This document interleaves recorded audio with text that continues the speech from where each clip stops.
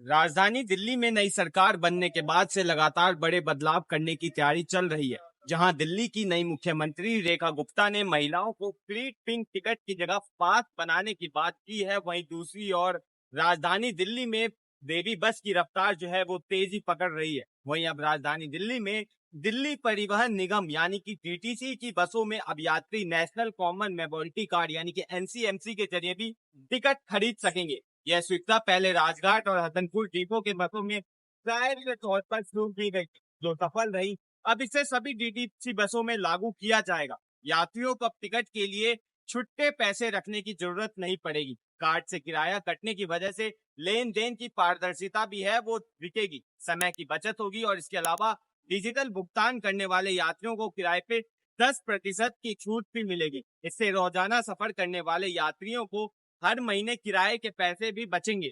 बसों के कंडक्टरों को इलेक्ट्रॉनिक टिकट इशूइंग मशीन जो है वो मुहैया कराया जाएगा, जिसमें यात्रियों के गंतव्य की विवरण डालते ही किराए की रकम देखी जाएगी और फिर यात्री अपने एनसीएमसी कार्ड को टैप करेंगे और भुगतान कर सकेंगे। इस कार्ड का उपयोग मेट्रो और नमो भारत ट्रेन में पहले से ही हो रहा था, अब ये डीटीसी बसों में भी मान्य होगा।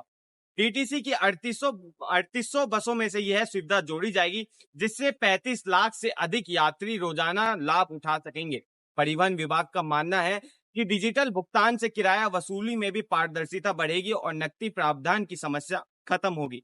परिवहन विभाग डीटीसी बसों पर निगरानी रखने के लिए डिजिटल ट्रैकिंग सिस्टम विकसित कर रहा है। एक ऐप की मदद से बसों का रियल टाइम लोकेशन ट्रैक किया जाएगा, जिससे बस के बीच रास्ते में ब्रेकडाउन होने पर लगने वाले जाम की समस्या से बेहतर तरीके से निपटा जा सकेगा।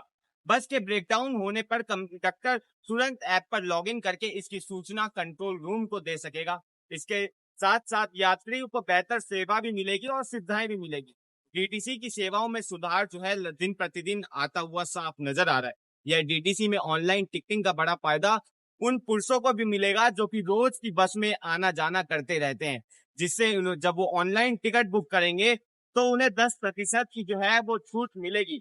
और कहीं ना कहीं जो परिवहन विभाग का मानना है कि जो नया एक ऐसे ऐप का आविष्कार होगा, जो कि बस के ब्रेकडाउन होने पे या बस के कहीं बीच रास्ते में खराब होने पर बस का रियल टाइम लोकेशन बताएगा, जिससे कंडक्टर जो है तुरंत उस रियल टाइम लोकेशन को डीटीसी के हेडक्वार्टर में या अपने डिपो में भेज सकेंगे, जहां से उन्हें एक कोई मैकेनिक प्रोवाइड किया जाएगा, जिससे दिल्ली की जाम की समस्या जो है वो भी दूर होगी।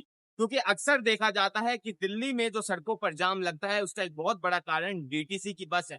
कभी वो रास्ते पर ब्रेकडाउन हो जाती हैं, कभी वो रास्ते में जो है कई ऐसी कठिन समस्याओं का सामना करती रहती हैं, जिसको लेकर अब परिवहन विभाग जो है वो भी सख्त हो गया है और ऐसे एक ऐप का निर्माण करेगा। वहीं दूसरी ओर जहां दिल्ली की महिलाएं पहले से ही फ्री बस टिकट का फायदा उठा रही थी, अब पुरुषों को भी 10% टिकट पर छूट मिलेगा।